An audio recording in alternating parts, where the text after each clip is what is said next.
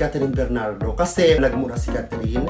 Tapos sa social media, nakikita na siya ay nagbibabe, tapos umiinom. Kakagatin ba ito ng publiko?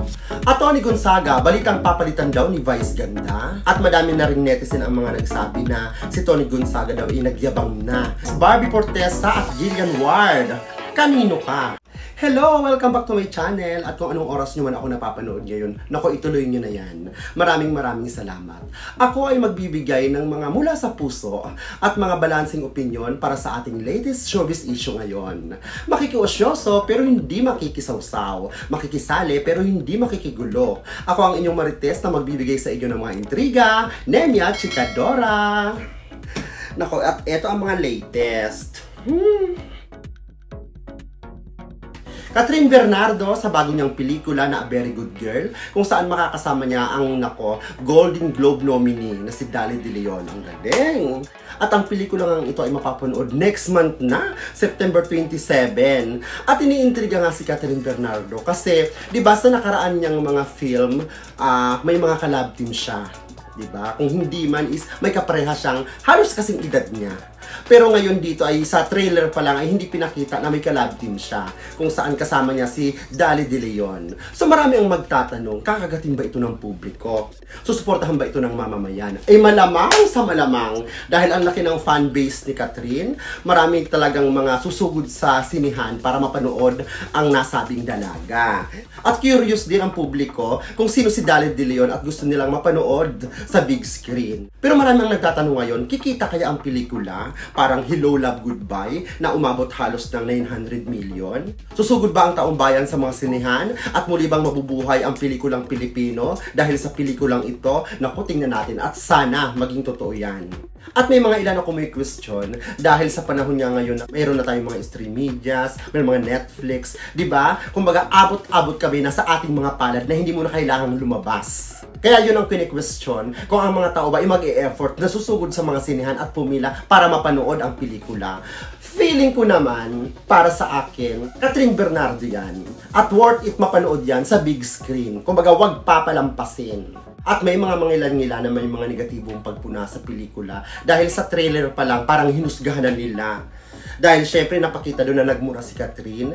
Tapos sa social media nakikita na siya ay nagbibabe, tapos umiinom. So parang ibang-ibang Catherine ang makikita nila dito. So parang nag-aalangan sila dahil sa mga hindi magandang lingwaheng ginamit.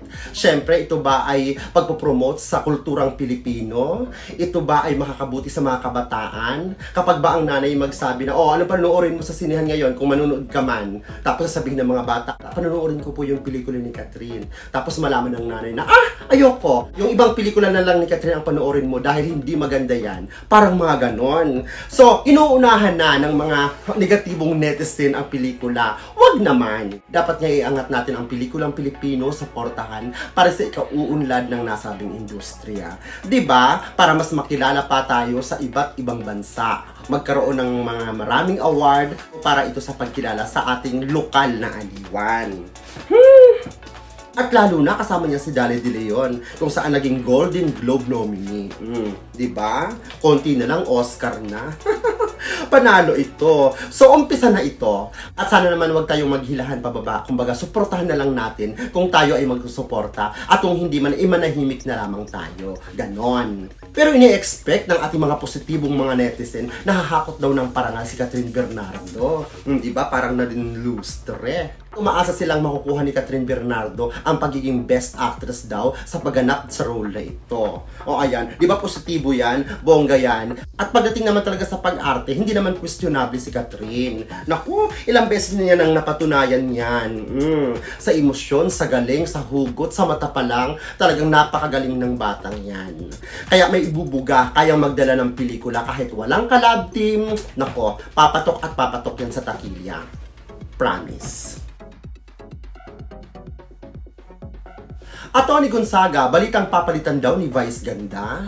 Nako, saan to? Nako, ito ay isang endorsement lang. Pero hindi naman sigurado na magwawakas na ang kontrata ni Tony Gonzaga sa Shopee, sabihin na natin. Kasi ang papalit daw ay si Vice Ganda. Pero feeling ko naman, nagdagdag lang bilang kapamilya ng Shopee si Vice Ganda. Pero hindi para palitan ang kung sino man ng mga nauna. Diba? Nako, Sinasabi nga na si Tony Gonzaga daw ay most powerful celebrity. Ito ay base naman sa kanyang asawang si Paul Soriano. At syempre sa mga tagahanga rin naman ni Tony Gonzaga, sang-ayon sila doon. At may mga netizen nga na nagsabi na wala na silang pakialam kay Tony Gonzaga. Lalo na ngayon na, di ba, may malaking pangyayari sa buhay niya na nanganak uli siya, na parang hindi naman naging headline, na hindi naman naibalita. Kumaga parang dead na ang mga netizen sa mga latest update kay Tony Gonzaga. May mga chika din na parang napatalsik na daw si Paul Soriano sa posisyon sa gobyerno. Hindi pa naman kumpirmado ito. At hindi na rin daw pumapatok ang mga show ni Tony Gonzaga. Hindi na raw humahakot ng mga views katulad ng dati nung nasa ABS-CBN pa siya. At madami na rin netizen ang mga nagsabi na si Tony Gonzaga daw ay nagyabang na, yumabang na ng gusto. Lalo na nung nanalo si PBBM na parang nandito ako. Na ipanalo ko ang manok ko. Diba sila ni Alex Gonzaga na talaga namang nagkaroon ng mga kontrobersya ng mga nakaraang buwan?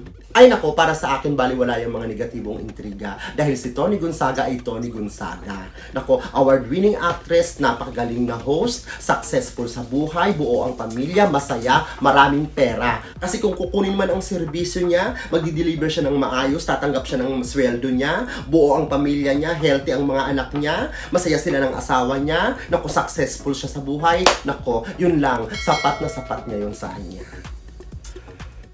At sa intriga ng papalitan ni Vice ganda si Tony Gonzaga, ano kung hindi, kagaya ng sinabi ko kanina, dadagdag lang si Vice sa pamilya ng Shopee. Diba? Siya lang ang bagong endorser. Maganda yan dahil, diba, sa mga nakarang araw nagkaroon ng medyo kontrobersya si Vice ganda kasama si Ayon dahil sa pagkain nila ng icing na nagkaroon ng motibo sa mga manonood. Ngayon iniintay nila yung verdict ng MTRCB kung ano magiging desisyon. Sana naman maging pabor kay Vice ganda at para sa mga show dahil marami naman talaga ang nagmamahal sa Showtime. At kung ano man ang maging desisyon, nako, alam kong kayang-kayang tanggapin niya ni Vice ganda. At may lumabas nga na video na kasangkot si Vice ganda sa isang aksidente sa kalsada kung saan isa ang sasakyan niya sa mga naararo yata.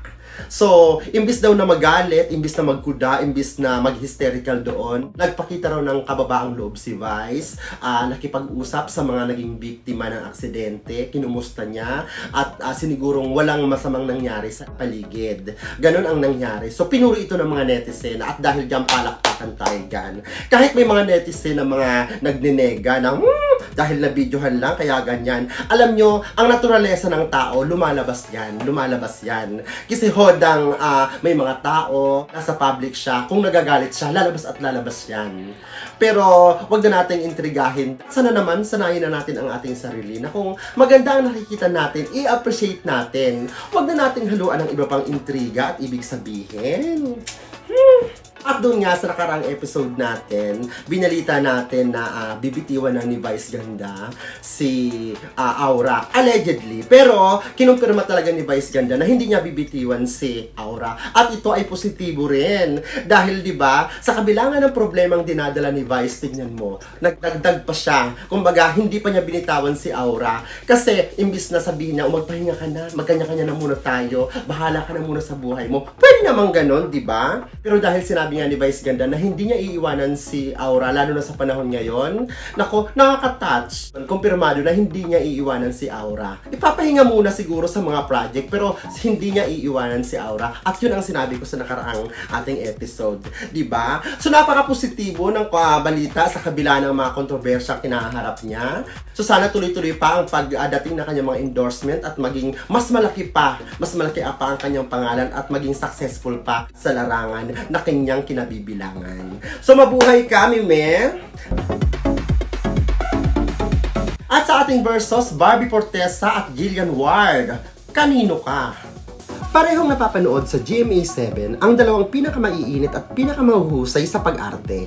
Ang dalawang bituin na naghahatid ng saya at aliw sa mga manonood, sina Barbie Fortesa at Jillian Ward. At sa katatapos nga lang na serye ng Maria Clara, kung saan nakita ang galing at talento ni Barbie Fortesa, na lalong naging mainit at nagbigay kilig sa mga manonood dahil sa patok na tambalan nila ni David Licauco.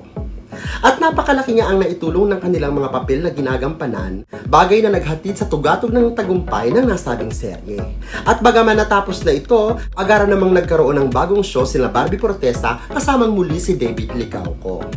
Ang seryeng Maging Sino Ka Man, na matatanda ang pinagsamahan nila Sharon Cuneta at Robin Padilla, nag-iwan ng tatak sa masa. Bibigyang buhay muli nila Barbie at David sa pinakabagong panahon at kakaibang atake. Walang duda, papatok muli ito sa mga manonood. Samantala, kasalukuyang napapanood pa rin ang seryeng Abot Kamay ang Pangarap at pinatataob nito ang ibang programa maging sa prime time. At kahit nga napapanood ito sa afternoon prime, halos ilang paso nito ang mga show sa buong bansa. Ganda, talento, karisma sa masa ang hatid ni Jillian Ward. At ngayon nga ay painit na ng painit ang istorya ng nasabing serye, kinagigiliwan at inaabangan. At sa tulong na rin ng mga batikang bituin na bumubuo ng show at suporta ng mga manonood kay Annalyn, Jillian Wards, patuloy na pataas ng pataas ang ratings nito. Ayan, paano ba to? Gigit na ba ako dito? Sa totoo lang, hindi naman talaga ako fan ng mga teleserye. Although, syempre kapag tayo ay may social media, nagfe-Facebook tayo, nag-Instagram, makikita natin yan na may mga paunti-unting about sa kanilang mga teleserye. Minsan napapanood ko ang mga ibang eksena, pero hindi talaga ako palaabang. Pero sa puso ko ito yung nararamdaman ko, ito yung mas tinititigan ko ng gusto. Kasi sa mga katrabaho ko, sa mga kakilala ko dito, marami ang mga nanonood ng kay Jillian Ward sa Abot Kamay ang Pangarap. Pero ang nararamdaman ko ngayon right now is kay Clay ako, kay Barbie Fortesa ako. Love ko si Barbie kasi may mga nasilip akong ibang eksena sa Maria Clara before na parang, ay, magaling tong batang ito. Napapakilig ako at minsan napaiyak niya ako sa mga ibang eksena. So, yun, parehas naman sila maganda pero pagdating sa akin, sa puso ko, mas pipiliin ko, syempre, si Barbie Fortesa. Okay? So, opinion ko to. Hindi ko kinokontra si Jillian pero parehas ko lang silang love. Pero sa ngayon, kay Barbie Fortesa ako. Okay? Safe na safe. Ayan, maraming salamat. Kung kayo po ay may mga suggestion, opinion, ako i-comment down below. At kung hindi pa nagsusubscribe, mag-subscribe na po kayo. At pindutin nyo po ang notification bell para updated kayo sa mga chismaks at ganap ng inyong all-around kasama at kachika, Nenya Chikadora. Maraming salamat.